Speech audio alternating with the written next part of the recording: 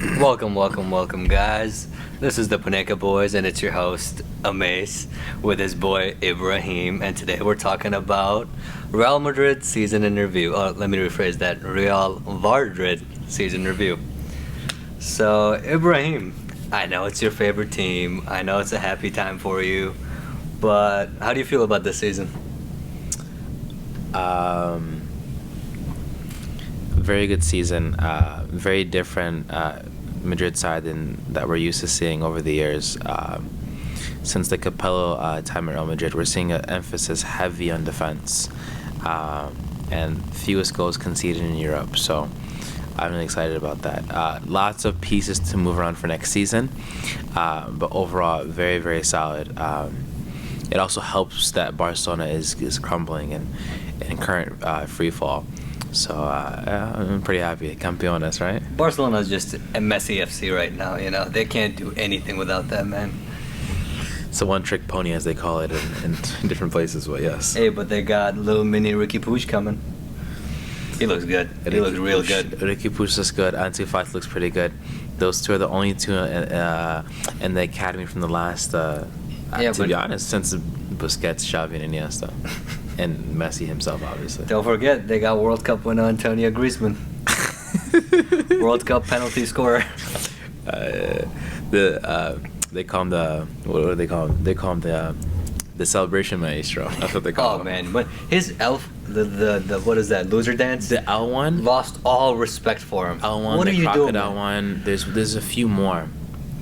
Super cringe, super like, and then he had that one release video with Saul.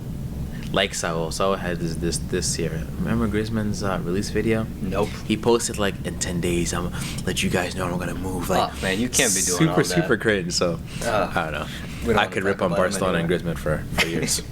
But let's talk about your positive takeaways from this season going into the next.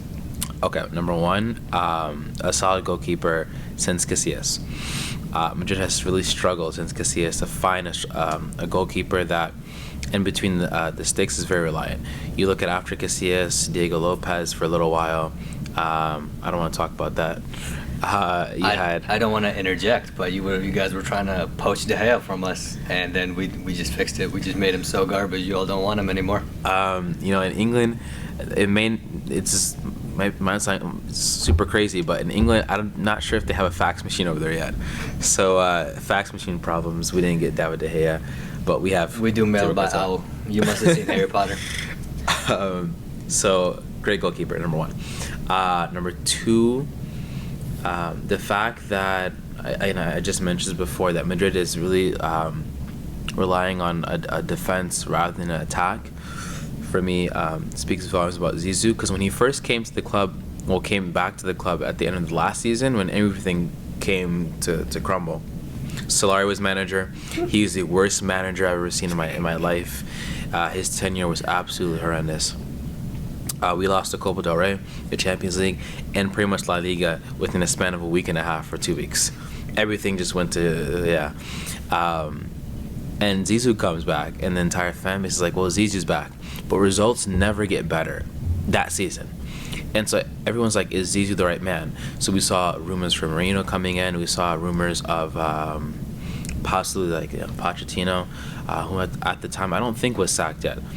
And everyone, he was bottling at Tottenham, though. We knew he was out of there. He was in free fall for sure. Yeah, he was just falling. And the whole Madrid base was like, Pac, come over. You were coach at Espanyol. Espanyol doesn't like Barcelona. There's a feud there, whatever. And so Zizou wasn't trusted, basically, because it's very hard looking at Zidane and being like, okay, can Zidane take this team that just tanked last season, turn them around and make them champions? And he did. And so he did that through the defense, because we lost, obviously, the GOAT, Ronaldo, and it's very hard. I think the squad itself for Real Madrid is so good that it takes a bad manager to do poorly with them. I don't know, if you ever seen Luka Modric after the World Cup, he was absolutely horrendous. At that point, Pereira at United was a better option to put in. No, man, no. Bro, Modric was bad. He was so bad. No one knows what happened. He just tanked. The entire team just tanked. And then obviously they weren't scoring goals because Ronaldo, that was his first season he left, right? 9 years at a club carrying the goal, like Benzema was still figuring out where to pass the ball, and then he realized, oh, I can shoot. Poor Benzema. Guys, that's a mid-episode cramp. Ibrahim put in that good work on the soccer pitch today.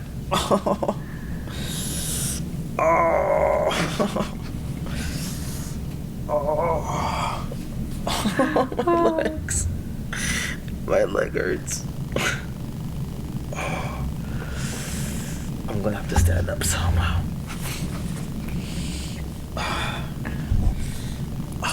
So next question. What are some aspects of Real Madrid that you believe that they need to improve on, Cut. Cut. I need milk. Do you need Gatorade? A banana? I don't. Sorry guys, we had slight technical difficulties. Ibrahim's leg gave out on him, and we had this masseuse come up, and she gave him a happy ending one, and now he's all set. Look at that laugh. It's not. But anyway, let's get back. But you were finishing up on what are your positive takeaways going into next season? Defense is one of them. Valverde, the Uruguayan center midfielder, he's been immense for us. Workhorse, just up and down the pitch. One of the unexpected, stars of the season. Definitely most improved player. For sure. He had a loan spell at Deportivo La Coruña. Didn't work out. Do you think he can fill out that role that Modric plays right now eventually? No, I don't think it. I don't think his ceiling is as high as Modric's ceiling was. But you assume that Kroos is going to take more of the creative role.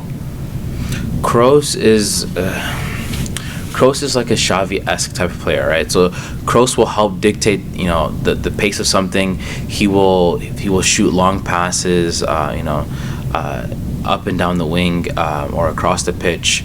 That's Kroos. In terms of creativity, that's not Kroos. Set pieces for sure. Corners for sure, Kroos 100%. But we need another midfielder that will do that, and hopefully that will be Isco. But I don't have. I'm not very reliant on Isco. Isco had a questionable season. Isco, he's very inconsistent. he's a very inconsistent player. He's just not meant for that Adidas All-Star team. I'm just telling you, you should loan him off to like Sevilla or something. Adidas All-Star team. Anyways, Valverde. I could go on. Benzema scoring goals and carrying the offensive workload. He has 22 goals in the season. The next top scorer has like 3 or 4. So that gap between Benzema and I think the next highest scorer is Rodrigo, is Ramos actually. Ramos has 9. Would you say Benzema right now is like a top striker in the La Liga, at least one of the top? No, Benzema for sure is the best striker in La Liga. In terms of the best offensive weapon, you'd have to obviously give that to the Argentinian. He's tied for goals with Danny Ings, just for the rest of the fans. Danny Ings has outscored any other Manchester United striker. Hey, I'd be careful. Is a different podcast. Those are definitely the biggest, parts of the season that I thought really carried, Madrid to the title. And obviously Casemiro, between Casemiro and Benzema, these two players were the player of the seasons for me. So you don't want to talk about the best defender in La Liga, Varane, having anything to do with this giant dub? If we talk about Varane and Ramos right now, and the difference between individual defenders and a system, we'll be here till tomorrow morning. Okay. All right, let's talk about some things that went shitty for Real Madrid. What went wrong this season? What do you need to improve on? If anyone recalls, because of the recency bias that was going on, no one remembers Madrid at the beginning of the season when they were defensively shambolic. They played and this was just a friendly, but it just said a lot because you lost to Atletico Madrid. I think it was 7-3. Okay, and they got smacked. And everyone's thinking like Zizou's not the man for the job. He can't be the man for the job. And then we started the season, and it just was very inconsistent. So Zidane was shuffling pieces around, right? And this is the same exact team that got smacked last season by Ajax. They got smacked by Barcelona over 2 legs in the Copa del Rey, and was 7th in the league at one point. He's 7th. And so he took the same team and just kind of changed the mentality and motivated players. But what went wrong was the defense in the first half of the season. It wasn't working out. So what Zizou did was he constructed a defensive system that Madrid would be heavily reliant on rather than outscoring opponents. So defense is number one for things that didn't go right. Number two, not being able to kind of rely on a second striker. And that's when you get to the conversation of Jovic, right? What the hell did Jovic do with this season? And Picking cherries. Yeah, pretty much, right? And he's gotten into a lot of trouble since he's been at Madrid, like political trouble, all sorts of things. He's a whole different story. His first season in Madrid is not one to write about, but not being able to rely on a second striker is a huge problem for Madrid. I mean, you have Gareth Bale, your most expensive player, highest earner, best golf player. Brother, it's Wales golf in Madrid. Madrid is third on his priority list. Gareth Bale, and that brings the topic, is another player that didn't work out. For someone that complained after the 2018 Champions League title, so that 2018 Champions League title, when they won it, Ronaldo and Bale were unhappy. Bale for the lack of playing time and the fact that he wasn't, didn't play a huge part, and then Ronaldo for not being happy with like the whole taxes in La Liga, and the president or Madrid as a club not like backing him with the taxes, and so that put like this rain shower on the whole parade.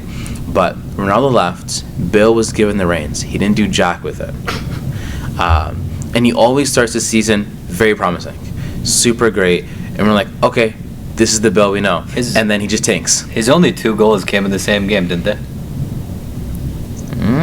No, one came against Villarreal. I think another came against another team. Because watching this season's highlights, I saw the only 2 goals he scored. It's like, that's the second one for Bale.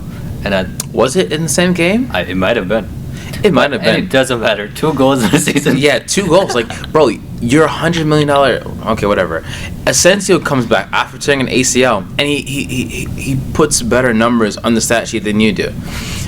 So Bale doesn't work out, and you get into the conversation of was Bale disrespected? Does he feel wanted at the club? Is he being taken care of? And you get to debating 2 sides of the story. But he's another problem this season that didn't really work out for the club. And I think if I were to give a last issue, is Hazard. You buy this guy from Chelsea who had an amazing season last season. He's supposed to take this team from like an 80, let's say, out of 100 to like a 90 out of 100. And he comes overweight, number one. Okay? Fat shaming. Go cancel him on Twitter. He comes overweight. And I think in an interview, he loves buns and pizza. Okay? Which is terrible. So he's got buns. I pray there's no buns in Spain for him to smash. And then Hazard, he comes. Okay, so after he gets into like peak form, injured. Okay, against PSG. Actually, it was Thomas Munier, the freaking La Liga, not La Liga, League on Uber Eats defender, injures him. Okay, and then he's out for like 2 months after that. And then he plays a good game here, a good game there. He didn't really get that continuity. So he was an issue this season. Next season, when he starts, fit's a big thing for him because it's not his first time showing up, to the season overweight. It happened at Chelsea too. So hopefully that'll get fixed. All right. So what would you attribute the rough start just to the defense? No, to Zidane, for sure. Because if you recall in the past, Zidane was criticized heavily for his lack of tactical nuance. and he showed us just how tactical he was, by fixing something as difficult as defense. If you talk to Klopp got all his pieces together for Liverpool, and the last piece after 4 years of being Liverpool was defense. It's really hard to organize a good defense for a top team, and so all credit to Zizou for that.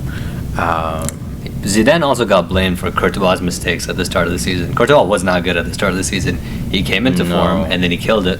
But at the start, they were like, "Oh, is Courtois the move? Did we make a mistake?" For sure. No, Courtois. When he came in, though, to be completely fair to him, he made errors for sure. When he came in, he came to a team that Zizou just took the reins from Solari. Worst coach I've ever seen in my life. Have you met David Moyes? I think I think Solari would look at David Moyes as like the modern day Sir Alex Ferguson. Solari was really bad, man. He was. I don't know. Have you heard of Mr. Good Evening? We're talking about Unai Emery. Oh man, Solari was bad. Lost his job to an assistant coach. Come on now. Really, really bad. Zizou, I forget the initial question you just asked me. I asked whether defense was the only problem here, and you said no. It was Zizou. Zizou was to blame because of the tactics in the beginning, for sure. But he figured it out, and he always said that the team would need to replace Ronaldo's goals by spreading it out. And so Madrid this season has the most goal scorers spread like diverse throughout the team. I think it's 21 for us. The next one is 18. So most players scoring goals. Okay. Yeah, and so it's spread. Everyone scored a goal except for Militao. What do you think changed tactically? Well, obviously number one, the defense. Number two, it would have to be. Man, it's a difficult question. Number two, it would have to be the fact that Casemiro is no longer a secondary striker. Okay, I swear to you, man. This is the sole reason I rate Fabinho and Fernandinho over him. They stick in the back. No, man, they provide that defensive solidity because they know their teams have all-stars on deck. Sure. Casemiro this season for me, there's no doubt about it. He's light years better than Fabinho. Light years better than even Kante this season. Kante has not been good. Kante had a bad season. Injury prone too. On any other given season, I think Kante is a better CDM than Casemiro. Kante was the best CDM in the world. He World was Cup time. 100%. And then I always put behind him Casemiro, but Casemiro this season has been very disciplined, right? So staying in the back, creating that cover for someone like Ramos that bombs forward. What?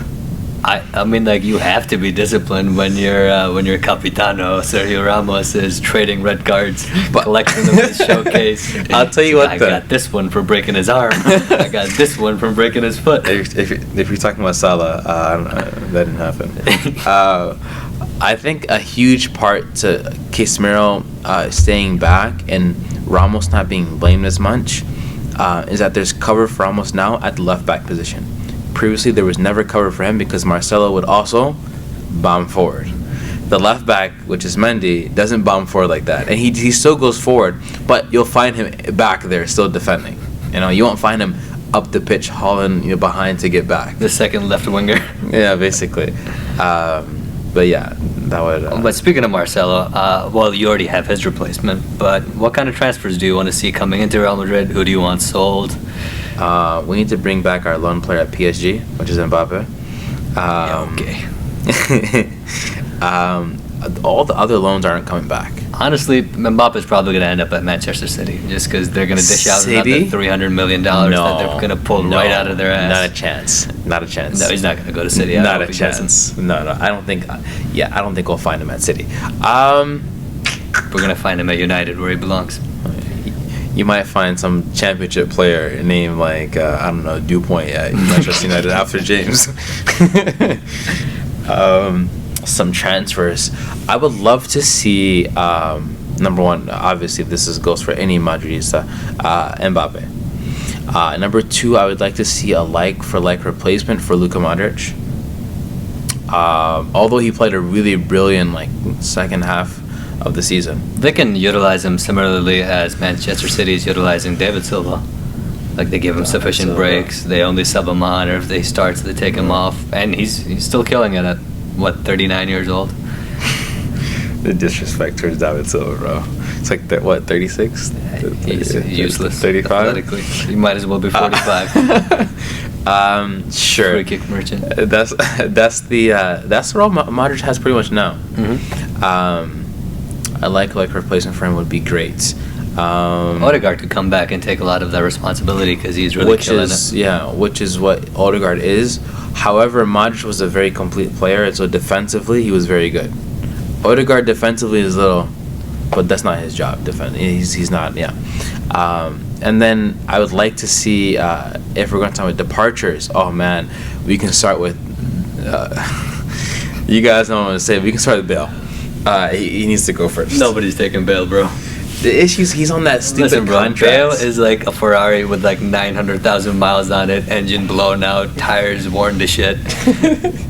Nobody's taking it off your hands, bro. He still got like loan payments left on this car. He's the first one that needs to go. Bale needs to go. Marcelo, I think his time at the club is coming to an end. I'm not sure if this will be the last season or the season after that, but he's also someone that the club needs to think about like letting go. And to be honest, that's it. No, James. Yeah. Offload James as well. James has been. I think people understand now why James doesn't work out for Ziza. Because he's disappointing. He just gets on the pitch and just disappoints. He just doesn't do anything. You know. I bet he'd kill it at a lower level La Liga team. I think he would. I think he would. But I think Ancelotti wants him at Everton. Yeah. Damn. Poor guy. Bayern, Real Madrid, Everton. Ancelotti's the one who wanted him to begin with, right? So he used James a lot when he was there. Then he left. James didn't play. Then where did James play again? Bayern. Did he play a lot there? I don't think so. He did for a few months because he was manager. Ancelotti was manager. Then Ancelotti got fired because of that whole coup d'état they had with Muller heading it. And then he got sacked within like a few months. He didn't last long. And then James again didn't play. James needs to go as well. And then I feel bad for this player. I don't want him to go, but he needs to go because he's a really good striker. Mariano. He's a good striker. He'll probably end up at a lower level La Liga team bagging 15 to 20 goals. He's a 15 to 20 goals. Yeah, that's what he is. He'll be like another Morata, where he can shine where the team is kind of garbage. Okay, Morata is a different case because Morata was a really good striker for Madrid. I don't know, bro. I saw him at Chelsea. At Chelsea, Chelsea's the graveyard for strikers. I swear to God. Strikers go there to die and retire. That's it. Well, we'll see with Timo Werner and Ziyech's not a striker. R.I.P. We'll see what happens there. I'll get his fear. Well, okay, that was pretty solid. I understand where you come from when you're talking about Real Madrid. We're going to do a similar one for Manchester United, where I'm going to be talking about their season. But tomorrow they have their game against Leicester, which decides how happy I'm going to be, or perhaps how sad. So if you guys want to watch United next season in the Europa League, Thursdays against FC Dijon Mustard.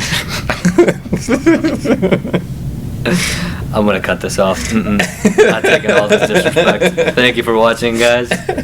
See you guys. Tune in for more.